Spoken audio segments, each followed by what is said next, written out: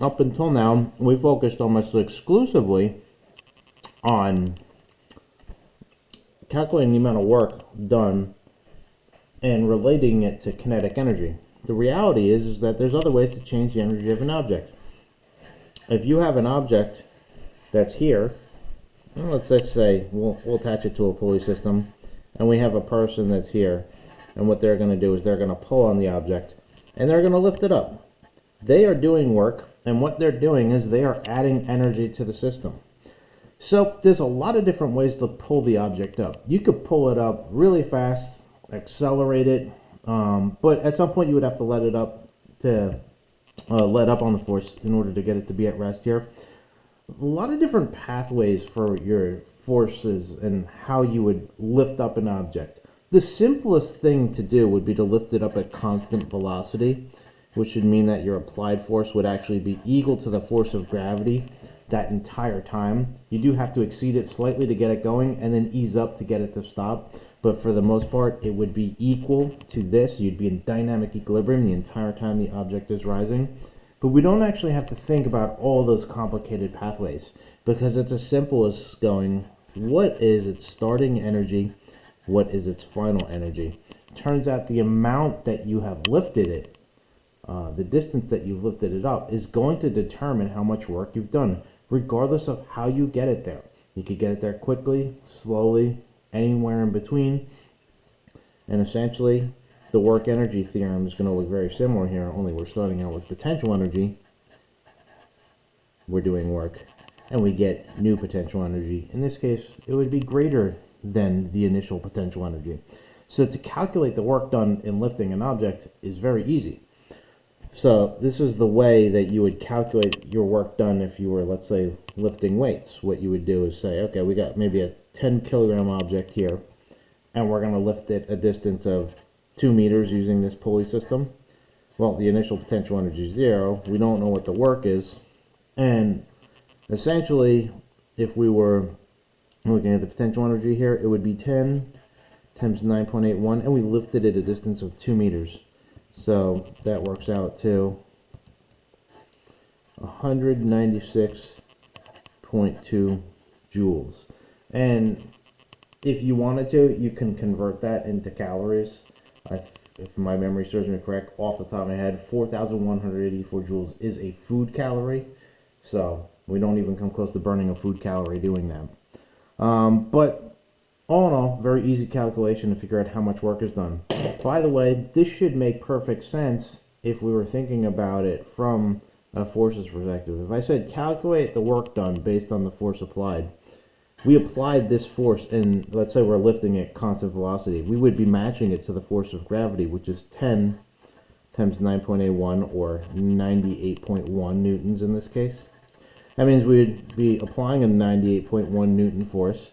So if we asked to do the work there, going this route, keep in mind we're pulling up, the object is moving up, there's an angle of 0 between these two things. So it would be 98.1 times 2. We would still get the 196.2 joules. So in the simplest case of lifting it at constant velocity, we would get the exact same answer. But it's a lot easier to think about things in terms of potential energy because sometimes you're not always doing something in a direct path. For example, if you were pushing something up a frictionless incline like this, and you wanted to know how much work you've done here, you have to apply a force there over a distance there. You start to have to think about components and things like that. And it would still work, but it's a lot easier just to go, what's my starting energy? What's my final energy? There's been work done along the way, and you can apply the work energy theorem. In fact, that's what we would do to possibly calculate how much energy you burn to get up the stairs. How much work would that take?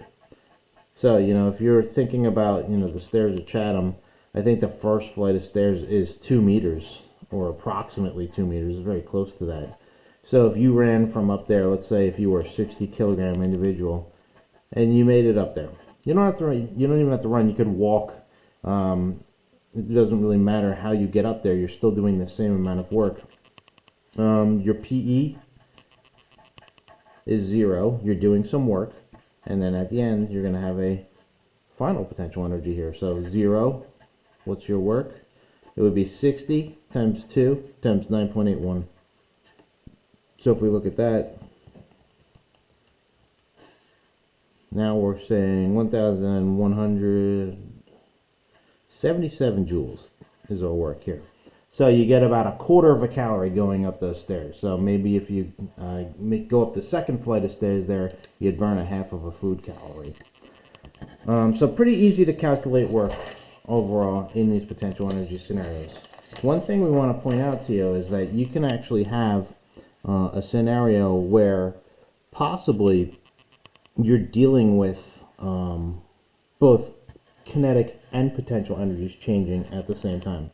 So let's do an example of that. Let's take a triangle here.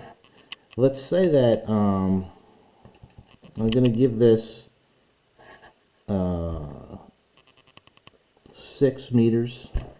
We'll say that this is 4 meters high, but we're going to take an object here. We'll make it a 5 kilogram object, and we're going to push it up the incline with a certain force here. So let's get the angle of this. So I'm doing the angle, it'll be inverse tangent 4 over 6. That would be, let's see,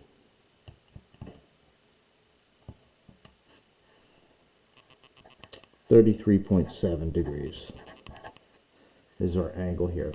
So, typically, if we wanted to push this up the incline, we would have to exceed the x component of gravity here. So, let me figure out what a decent force to start with would be. Something that would make sense here.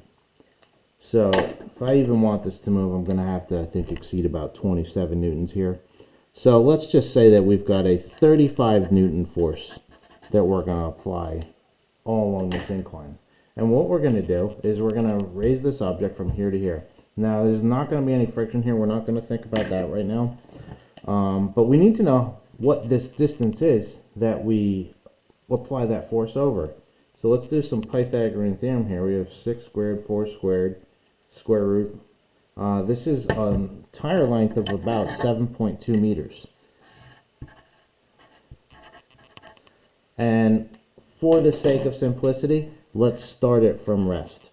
Now, we have kinetic and potential energies in play here. We're going to have the object get up to here, and it's not going to be at rest based upon the numbers that I presented to you.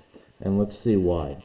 Basically, this object is starting out with this energy here, but we're going to add energy by doing work here.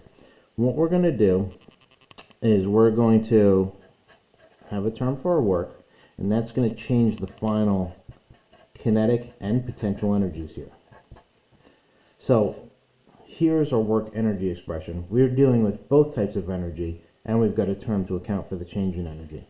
Now this happens to be 0, this happens to be 0, but our work is going to be 35 times 7.2.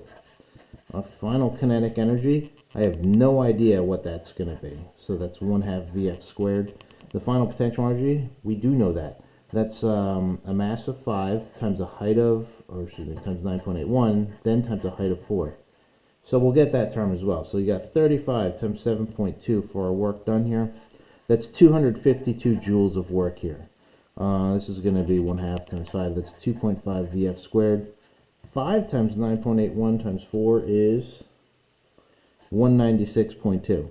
So already, just looking at these numbers, I can see what's happened here. This is how much energy we added to the object, but only 196.2 joules of it become potential energy. So out of the 252 we put in, that's how much becomes potential energy. The rest must be kinetic here, and we can actually figure out what that is.